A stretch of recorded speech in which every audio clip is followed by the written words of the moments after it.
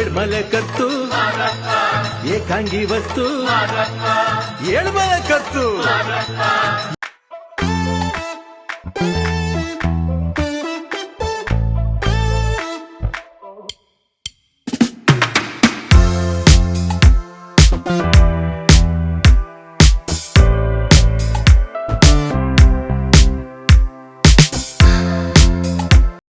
Hi ಎಲ್ರಿಗೂ ನಮಸ್ತೆ, welcome back to ನಾವಿಬ್ಬರು ನಮಗಿಬ್ಬರು ಯೂಟ್ಯೂಬ್ ಚಾನಲ್. ಎಲ್ಲರೂ ಹೇಗಿದ್ದೀರಾ? ನಾವು ಕೂಡ ತುಂಬ ಚೆನ್ನಾಗಿದ್ದೀವಿ.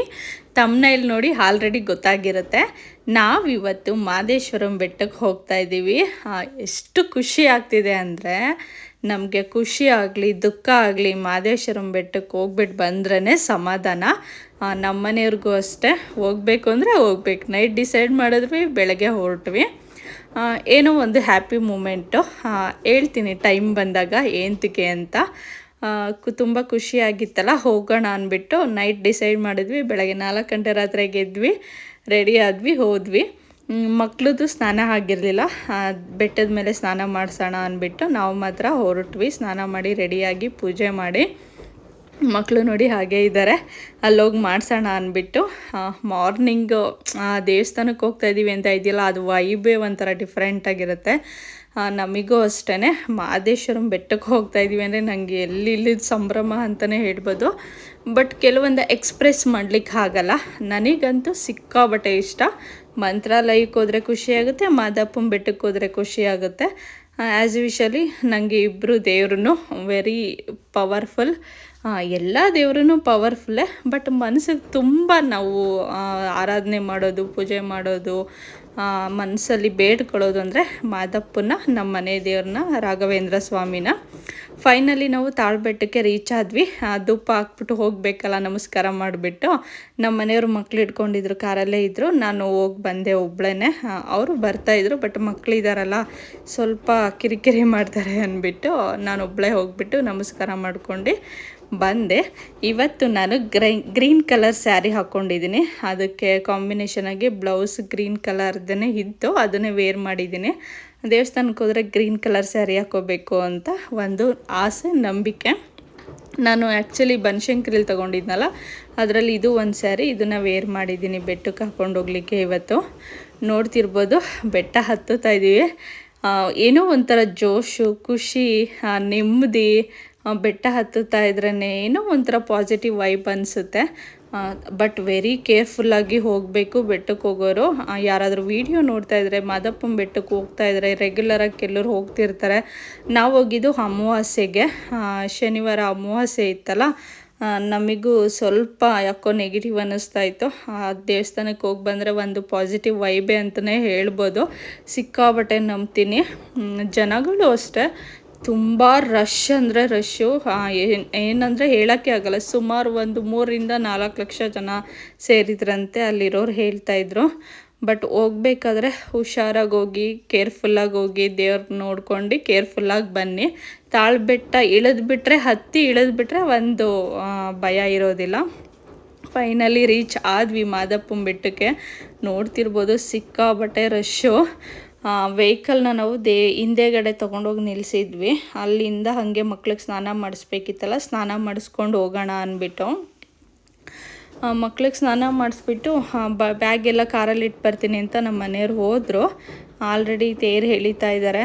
ಅಲ್ಲಿ ದೇವರು ಇರುತ್ತಲ್ಲ, ಮಾದಪ್ಪ ಔಟ್ಸೈಡು ತೇರ ಮೇಲೆ ಕೂರಿಸಿರ್ತಾರಲ್ಲ, ಅವ್ರು ಯಾರ್ಯಾರು ಆರಕೆ ಮಾಡ್ಕೊಂಡಿರ್ತಾರೆ ಹೇಳಿಸ್ತಾ ಇರ್ತಾರೆ. ನನ್ನ ಮಕ್ಕಳು ನೋಡ್ತಿರುವುದು ಹೇಗೆ ಕಾಣಿಸ್ತಿದ್ದಾರೆ ಕಮೆಂಟ್ ಮಾಡಿ ತಿಳಿಸಿ. ಲಾಸ್ಟ್ ಟೈಮ್ ಹೋದಾಗಲೂ ಮುಡಿ ಕೊಟ್ಬಿಟ್ಟು ಇದೇ ಥರ ಡ್ರೆಸ್ ಹಾಕಿದೆ. ಎಲ್ಲರೂ ಸಿಕ್ಕಾಪಟ್ಟೆ ನೋಡಿದವರೆಲ್ಲ ಖುಷಿ ಪಡ್ತಾಯಿದ್ರು. ಇನ್ನೊಂದೇನಪ್ಪ ಅಂದರೆ, ಮಾದಪ್ಪನ ನೋಡಿದಷ್ಟೇ ಖುಷಿ ಆಗುತ್ತೆ ಅಲ್ವಾ. ನೋಡಿ ಹೆಂಗೆ ರೆಡಿ ಮಾಡಿಸ್ತಾ ಇದ್ದೀನಿ. ಸೈಡ್ ಕರ್ಕೊಬಂದ್ಬಿಟ್ಟು ವಿಭೂತಿ ಹಚ್ಚಿ ಅಂತ ಹೇಳಿದೆ. ಅವರೇ ಹಚ್ಚುತ್ತಾ ಇದ್ದಾರೆ. ನೀಟಾಗಿ ಮಾಡಿಸ್ಕೊತಾ ಇದ್ದಾನೆ ನನ್ನ ಮಗನು. ಎಷ್ಟು ಡೀಸೆಂಟಾಗಿ ನಿಂತಿದ್ದಾನೆ ಅಂದರೆ, ದೇವರೇ ಏನೋ ಒಂಥರ ಆಶೀರ್ವಾದ ಮಾಡಿದಾಗೆ. ಹೇಳ್ಬೇಕು ಅಂದರೆ, ನಮಗೆ ಮಕ್ಕಳಿಲ್ಲದೆ ಹೋದಾಗ ಯಾವಾಗಲೂ ಮಾದಪ್ಪನ ಬೇಡ್ಕೊಂಡಿದ್ದೀನಿ. ದೇವ್ರು ಇವತ್ತು ನಮಗೆ ಮಕ್ಕಳ ಭಾಗ್ಯ ಕೊಟ್ಟಿದ್ದಾರೆ. ನೀವು ಅಷ್ಟೇ, ನಿಮಗೆ ಮಕ್ಕಳಾಗಿಲ್ಲ ಅಂದರೆ ಮಾದಪ್ಪನ ಬೇಡ್ಕೊಳ್ಳಿ, ಆಗುತ್ತೆ. ಇನ್ನೊಂದು ಅದೇ ಥರ ನೀವು ಭಕ್ತಿಯಿಂದ ಇರಬೇಕು. ಎಲ್ಲ ಪಾಸಿಟಿವ್ ಆಗುತ್ತೆ. ಕೆಲವೊಂದು ಸಲ ನೆಗೆಟಿವ್ ಆಗಿ ಯೋಚನೆ ಮಾಡ್ತಾರೆ. ಆ ಥರ ಎಲ್ಲ ಥಿಂಕ್ ಮಾಡಬೇಡಿ. ಬೇರೆ ಬೇರೆ ಥರ ಎಲ್ಲ ಮಾತಾಡ್ತಿರ್ತಾರೆ, ಮನ್ಸಿಗೆ ನೋವು ಮಾಡ್ತಿರ್ತಾರೆ. ಅದನ್ನೆಲ್ಲ ತಲೆಗೆ ಹಾಕೊಂಬೇಡ್ರಿ. ದೇವ್ರ ಮೇಲೆ ನಂಬಿಕೆ ಇರಲಿ. ನನಗೂ ಅಷ್ಟೇ ಬೇರೆ ಬೇರೆ ಥರ ಎಲ್ಲ ಮಾತಾಡ್ತಾಯಿದ್ರು. ಬಟ್ ಇವತ್ತು ಅದಕ್ಕೆಲ್ಲ ಉತ್ತರ ಮಾದಪ್ಪನ ಬೆಟ್ಟಕ್ಕೆ ಹೋಗಿ ನಾನಿಬ್ಬರು ಮಕ್ಕಳನ್ನು ಮಾದಪ್ಪನ ಮಾಡ್ತಾಯಿದ್ದೀನಲ್ಲ, ಇದೊಂದು ಖುಷಿ ನನಗೆ. ಯಾರಿಗೆಲ್ಲ ಇಷ್ಟ ಆಗ್ತಿದೆ ಕಮೆಂಟ್ ಮೂಲಕ ತಿಳಿಸಿ. ಹಾಗೆ ಸಬ್ಸ್ಕ್ರೈಬ್ ಮಾಡ್ಕೊಳ್ದಲ್ಲೇ ನೋಡ್ತಾ ಇದ್ದರೆ ದಯವಿಟ್ಟು ಸಬ್ಸ್ಕ್ರೈಬ್ ಮಾಡ್ಕೊಳ್ಳಿ. ಹಾಗೆ ನಿಮ್ಮ ಫ್ರೆಂಡ್ಸ್ ಆ್ಯಂಡ್ ಫ್ಯಾಮಿಲಿಗೂ ಕೂಡ ಶೇರ್ ಮಾಡಿ. ನನ್ನ ಮಕ್ಕಳು ಹೇಗೆ ಕಾಣಿಸ್ತಾ ಇದ್ದಾರೆ ಕಮೆಂಟ್ ಮಾಡಿ ತಿಳಿಸಿ. ನಮಗೇನೆಂದರೆ ಸಿಕ್ಕಾಬಟ್ಟೆ ರಶ್ ಇತ್ತು ಅಲ್ಲಿ. ಎಷ್ಟು ರಶ್ ಇದೆ ಅಂದರೆ ನೋಡ್ತಿರ್ಬೋದು ನೀವೇ. ನಾವು ಕ್ಯೂವಲ್ಲಿ ನಿಂತ್ಕೊಂಡು ಹೋಗಲಿಕ್ಕೆ ಮಿನಿಮಮ್ 3-4 ಅವರ್ಸ್ ಆಗ್ತಾಯಿತ್ತು. ನಾನು ಸ್ವಲ್ಪ ಎಲ್ಲರೂ ರಿಕ್ವೆಸ್ಟ್ ಮಾಡಿದೆ, ಪೊಲೀಸ್ನವ್ರನ್ನ ರಿಕ್ವೆಸ್ಟ್ ಮಾಡಿದೆ, ಯಾರನ್ನೂ ರಿಕ್ವೆಸ್ಟ್ ಮಾಡಿದ್ರು ಬಿಡ್ತಾ ಇರಲಿಲ್ಲ. ಯಾರೋ ಒಬ್ಬರು ಸರ್ ಪಾಪ ಸಿಕ್ಕಾಬಟ್ಟೆ ಬಿಸಿಲಿದೆ ಸರ್, ಮಕ್ಕಳನ್ನ ಇಟ್ಕೊಂಡು ಒಳಗೆ ಹೋಗೋಕ್ಕೆ ಕಷ್ಟ ಆಗುತ್ತೆ, ಕ್ಯೂವಲ್ಲಿ ನಿಂತ್ಕೊಂಡು ಅಂತ ರಿಕ್ವೆಸ್ಟ್ ಮಾಡ್ಕೊಂಡಿದ್ದಕ್ಕೆ ಒಂದು ಟಿಕೆಟ್ ತೊಗೊಳ್ಳಿ, VIP ಟಿಕೆಟು 500ದು. ಆಮೇಲೆ ಮಕ್ಳಿಗೆ ಇದ್ದಾರಲ್ಲ ಅದಕ್ಕೆ ನಾನು ಬಿಡಿಸ್ತೀನಿ ಅಂತ ಹೇಳಿದ್ರು. ರಿಕ್ವೆಸ್ಟ್ ಮಾಡಿಕೊಂಡ್ರೆ ಬಿಡ್ತಾರೆ. ಬಟ್ ಚಿಕ್ಕ ಚಿಕ್ಕ ಮಕ್ಳು ಇರೋರು VIP ಎಂಟ್ರಿಲೂ ಹೋಗ್ಬೋದು ರಿಕ್ವೆಸ್ಟ್ ಮಾಡಿಕೊಂಡೆ. ನಾನು ಹಾಗೆ ರಿಕ್ವೆಸ್ಟ್ ಮಾಡಿಕೊಂಡೆ. ನನ್ನ ಮಕ್ಕಳು ನೋಡ್ತಿರ್ಬೋದು ಇನ್ನೂ ರೆಡಿ ಮಾಡಿಸ್ಕೊತಾನೇ ಇದ್ದಾರೆ. ಅವ್ರಿಗೇನೋ ಒಂಥರ ಖುಷಿ. ಎಲ್ಲರೂ ಕೂಡ ಮಕ್ಕಳನ್ನೇ ನೋಡ್ತಾಯಿದ್ರು. ದೃಷ್ಟಿ ಆಗಿತ್ತು ಮಕ್ಕಳಿಗೆ, ಮನೆಗೆ ಬಂದು ದೃಷ್ಟಿನೂ ತೆಗೆದ್ವಿ. ಚಿಕ್ಕ ಮಕ್ಕಳಂದರೆ ಹಾಗೇನೆ ಅಲ್ವಾ. ಬಟ್ ಎಲ್ಲರೂ ಅವಳಿ ಜವಳಿ ಮಕ್ಕಳ ಅಂತ ಹೇಳ್ತಾನೇ ಇದ್ರು. ನನಗೂ ಹೇಳಿ ಸಾಕಾಗ್ತಾಯಿತ್ತು. ನಮ್ಮ ಮನೆಯವ್ರಿಗೆ ಹೋಗಿ ಮೈಕಲ್ಲಿ ಅನೌನ್ಸ್ ಮಾಡಿಸ್ಬಿಟ್ರಿ ಅವಳಿ ಜವಳಿ ಮಕ್ಕಳು ಅಂತ ಹೇಳ್ತಾಯಿದ್ದೆ. ನೋಡ್ತಿರ್ಬೋದು ನನ್ನ ಮಗ ಹೆಂಗೆ ನಿಂತ್ಕೊಂಡು ನೋಡ್ತಾ ಇದ್ದಾರೆ ಇಬ್ಬರೂ. ಯಾರಿಗೆಲ್ಲ ಈ ಲಾಗ ಇಷ್ಟ ಆಗ್ತಿದೆ ಪ್ಲೀಸ್ ಕಮೆಂಟ್ ಮೂಲಕ ತಿಳಿಸಿ. ನಿಮ್ಮ ಫ್ರೆಂಡ್ಸ್ ಆ್ಯಂಡ್ ಫ್ಯಾಮಿಲಿಗೂ ಶೇರ್ ಮಾಡಿ. ಮಾದಪ್ಪನ ಬೆಟ್ಟಕ್ಕೆ ಬಂದಿದ್ದೀವಲ್ಲ ಅದಕ್ಕೋಸ್ಕರ ಲಾಗ್ ಮಾಡಿಕೊಂಡೆ. ವೆರಿ ನೈಸ್ ಆ್ಯಂಡ್ ಸೂಪರಾಗಿ ಕಾಣಿಸ್ತಾಯಿದ್ರು ಮಕ್ಕಳು ಕೂಡ.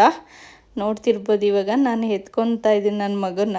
ಅಮ್ಮ ಅಂತ ಕ್ಯೂಟಾಗಿ ಕರೀತಿರ್ತಾರಲ್ಲ, ಅದೊಂದು ಖುಷಿ ಅನಿಸುತ್ತೆ. ಇವಾಗ ದರ್ಶನ ಮಾಡೋಕ್ಕೆ ಹೋಗ್ತಿದ್ವಿ. ದೇವರಿಗೆಲ್ಲ ನಮಸ್ತೆ ಮಾಡಿಕೊಂಡೆ, ತುಂಬ ರಿಕ್ವೆಸ್ಟ್ ಮಾಡಿಕೊಂಡೆ ನಾನಂತೂ.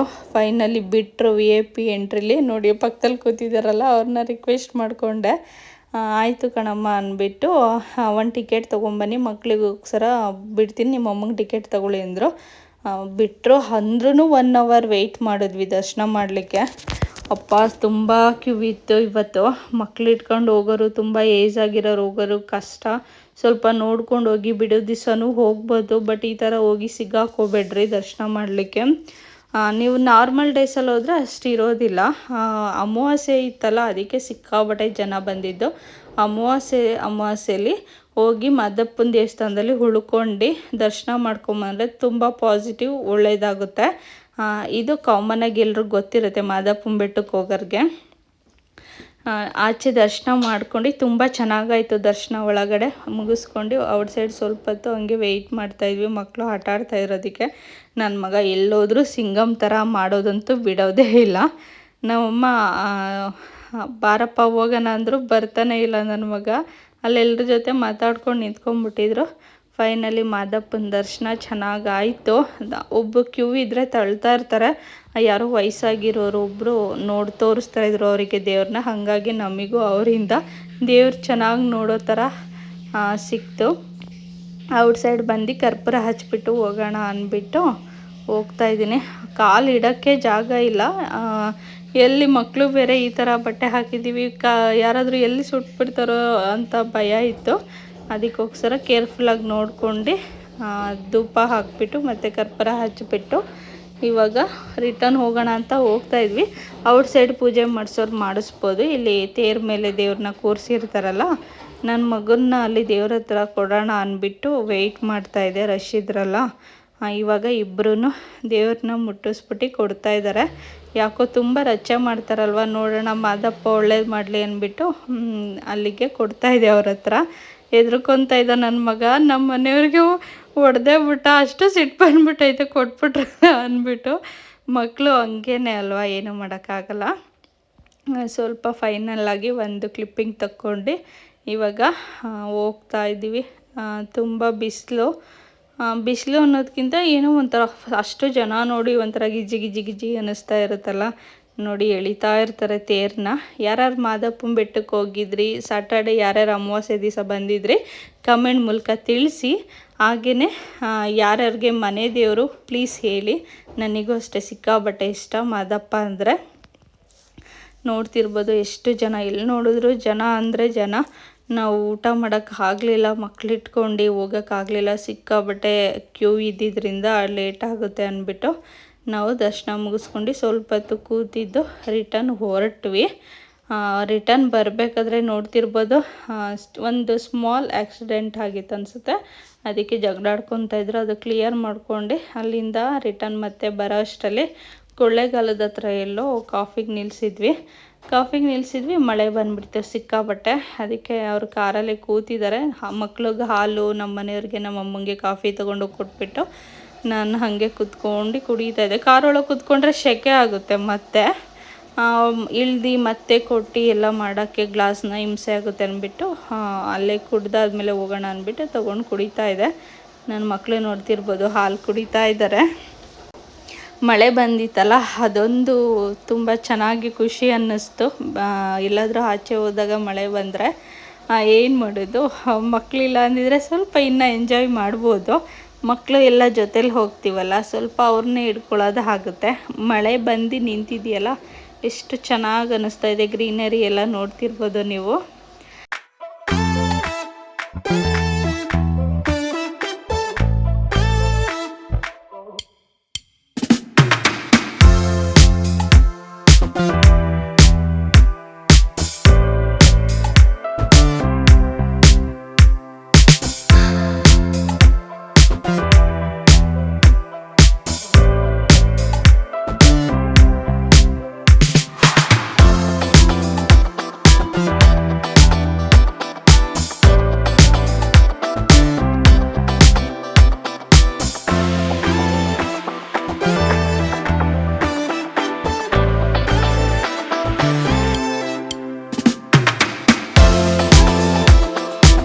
ನನ್ನ ಮಗ ನೋಡ್ತಿರ್ಬೋದು, ಸ್ಟ್ರೈಟ್ ಹೋಗಪ್ಪ ಅಂತ ಹೇಳ್ತಾನೇ ಇದ್ದಾನೆ ನಮ್ಮ ಮನೆಯವ್ರಿಗೆ. ಇಬ್ಬರೂ ನಾನು ಮುಂದೆ ಕೂತ್ಕೋತೀನಿ ಅಂತ ಹಠ ಮಾಡ್ತಿರ್ತಾರೆ ಒಂದೊಂದು ಸಲ. ಬಟ್ ಮುಂದೆ ಜಾಸ್ತಿ ಕೂರಿಸ್ಕೋಬಾರ್ದಲ್ವ, ಅದಕ್ಕೆ ಒಂದೊಂದು ಸಲ ನೈಸ್ ಮಾಡಿ ಹಿಂದೆ ಕೂರಿಸ್ತೀನಿ. ಯಾರಾದರೂ ಇದ್ದರೆ ಹಿಂದೆ ಕೂತ್ಕೊಬೋದು, ಇಲ್ಲಾಂದರೆ ಇಬ್ಬರೂ ಹಿಡ್ಕೊಂಡು ಮುಂದೆ ಕೂತ್ಕೊಳ್ಳೋಕ್ಕೆ ಕಷ್ಟ ಆಗುತ್ತೆ. ಮಕ್ಕಳು ಹೀಗೆ ಹಠ ಮಾಡ್ತಾನೆ ಇರ್ತಾರೆ, ಏನು ಮಾಡೋಕ್ಕಾಗಲ್ಲ. ಸ್ವಲ್ಪ ಆ ಕಡೆ ಈ ಕಡೆ ನೋಡ್ತಿರ್ಬೋದು. ಬೆಟ್ಟ ಗುಡ್ಡಗಳನ್ನೆಲ್ಲ ನೋಡ್ಕೊಂಡು ನನ್ನ ಮಗಂಗೂ ತೋರಿಸ್ತಾ ಇದ್ದೀನಿ. ದಕ್ಷಿತ್ ಮಲ್ಕೊಂಬಿಟ್ಟಿದ್ದ, ಧನ್ವಿತ್ ಮಾತ್ರ ಎದ್ದಿದ್ರು. ಅದಕ್ಕೋಸ್ಕರ ನಮ್ಮ ಮನೆಯವರು ಎಲ್ಲನೂ ತೋರಿಸ್ತಾಯಿದ್ರು. ಅಲ್ಲಿ ನೋಡಪ್ಪ, ಇಲ್ಲಿ ನೋಡಪ್ಪ ಅಂದ್ಬಿಟ್ಟು. ಅವ್ರಿಗೂ ಅರ್ಥ ಆಗುತ್ತೆ ಇವಾಗ ಸ್ವಲ್ಪ. ನಾವೇನು ಹೇಳಿದ್ರು ಸ್ವಲ್ಪ ಹೌದಾ, ಅಲ್ಲಿ ಅಮ್ಮ, ಅಲ್ಲಿ ಅಪ್ಪ ಅಂತ ಅವರೇ ತೋರಿಸ್ತಿರ್ತಾರೆ. ಮಕ್ಳಿಗೂ ಸ್ವಲ್ಪ ಈ ಥರ ಹೊರಗಡೆ ಕರ್ಕೊಂಡು ಹೋದಾಗ ಎಲ್ಲನೂ ನೋಡ್ತಾರಲ್ವ, ಸ್ವಲ್ಪ ಮೈಂಡು ಫ್ರೆಶ್ ಅನಿಸುತ್ತೆ, ಖುಷಿ ಪಡ್ತಾರೆ, ಎಂಜಾಯ್ ಮಾಡ್ತಾರೆ. ನಮಗಂತೂ ಒಂದೊಂದು ಸಲ ನಾವಿಬ್ಬರೇ ಕರ್ಕೊಂಡು ಹೋದಾಗ ಕಷ್ಟ ಅನಿಸುತ್ತೆ ನನಗೆ. ವೀಡಿಯೋ ಎಲ್ಲ ಮಾಡ್ಕೊಳ್ಳಿಕ್ಕಾಗಲ್ಲ. ಯಾರಾದರೂ ಈ ಥರ ನಮ್ಮಮ್ಮ ಅಥವಾ ನಮ್ಮ ಅಕ್ಕರು ಯಾರಾದರೂ ಜೊತೇಲಿ ಬಂದಾಗ ಆರಾಮಾಗಿ ನಾವು ಇರ್ತೀವಿ ಸ್ವಲ್ಪ ಫ್ರೀಯಾಗಿ. ಇಲ್ಲಾಂದರೆ ಎತ್ಕೊಂಡೇ ಇರಬೇಕು. ಮಕ್ಕಳು ಎಷ್ಟೊತ್ತಿಗಪ್ಪ ದೊಡ್ಡವರಾಗ್ತಾರೆ ಅನ್ನಿಸ್ತಿರುತ್ತೆ. ಒಂದೊಂದು ಸಲ ಸಿಕ್ಕಾಬಟ್ಟೆ ಹಿಂಸೆ ಕೊಟ್ಬಿಡ್ತಾರೆ, ಒಂದೊಂದು ಸಲ ಆರಾಮಾಗೇ ಇರ್ತಾರೆ. ಅಂದವೇ ಬರಬೇಕಾದ್ರೆ ಹಾಗೆ ಊಟ ಮಾಡೋಣ ಅಂದ್ಬಿಟ್ಟು ನಿಲ್ಲಿಸಿದ್ವಿ. ಬೆಟ್ಟದಲ್ಲಿ ಊಟ ಮಾಡೋಕ್ಕಾಗಲಿಲ್ಲ, ಸಿಕ್ಕಾಪಟ್ಟೆ ರಶ್ ಇತ್ತಲ್ಲ. ಹೊಟ್ಟೆನೂ ಹಸಿತಾಯಿತು. ಬೆಳಗ್ಗೆಯಿಂದ ಏನೂ ತಿಂದಿರಲಿಲ್ಲ ನಾನು. ದೇವ್ರ ದರ್ಶನ ಮಾಡಾದ್ಮೇಲೆ ಊಟ ಮಾಡೋಣ ಅಂದ್ಬಿಟ್ಟು ನೋಡ್ತಿರ್ಬೋದು. ಊಟಕ್ಕೆ ಚಪಾತಿ ಊಟ ತೊಗೊಂಡಿದ್ವಿ. ಈ ಹೋಟೆಲ್ನ ಒಂದು ಅಜ್ಜಿ ನಡೆಸ್ತಾ ಇದ್ದಾರೆ. ತುಂಬ ಏಜ್ ಆಗಿದೆ, ಆದರೂ ಆ್ಯಕ್ಟಿವ್ ಆಗಿ ಊಟ ಎಲ್ಲ ಬಡಿಸ್ತಾಯಿದ್ರು. ಭಟ್ರು ಇದ್ದಾರೆ ಕಣಪ್ಪ, ನಾನು ಊಟ ಬಡಿಸ್ಕೊತೀನಿ, ಇನ್ನಿಬ್ಬರು ಇದ್ದಾರೆ ಕೆಲಸಕ್ಕೆ ಅಂತ ಹೇಳ್ತಾಯಿದ್ರು. ಆದರೂ ಈ ವಯಸ್ಸಲ್ಲಿ ಇಷ್ಟೊಂದು ಆ್ಯಕ್ಟಿವ್ ಆಗಿ ಕೆಲಸ ಮಾಡ್ಕೊಂಡಿದ್ದಾರಲ್ಲ, ಗ್ರೇಟ್ ಅನ್ನಿಸ್ತು. ಈ ಲಾಗ್ನ ಇಲ್ಲಿಗೆ ಎಂಡ್ ಮಾಡ್ತಾಯಿದ್ದೀನಿ. ಯಾರಾದರೂ ಸಬ್ಸ್ಕ್ರೈಬ್ ಮಾಡ್ಕೊಳ್ದಲ್ಲೇ ನೋಡ್ತಾ ಇದ್ದರೆ ಸಬ್ಸ್ಕ್ರೈಬ್ ಮಾಡ್ಕೊಳ್ಳಿ. ಪ್ಲೀಸ್ ನಿಮ್ಮ ಫ್ರೆಂಡ್ಸ್ ಆ್ಯಂಡ್ ಫ್ಯಾಮಿಲಿಗೂ ಶೇರ್ ಮಾಡಿ. ನಿಮ್ಮ ಸಪೋರ್ಟ್ ತುಂಬ ಇಂಪಾರ್ಟೆಂಟು. ಪ್ಲೀಸ್ ಏನಾದರೂ ಹೇಳಂಗಿದ್ರೆ ಕಮೆಂಟ್ ಮೂಲಕ ತಿಳಿಸಿ. ನೋಡ್ತಿರ್ಬೋದು ಫೈನಲಿ ಬೆಂಗಳೂರಿಗೆ ಹೊರಟಿದ್ದೀವಿ. Thank you for watching. Please like, share, comment and subscribe.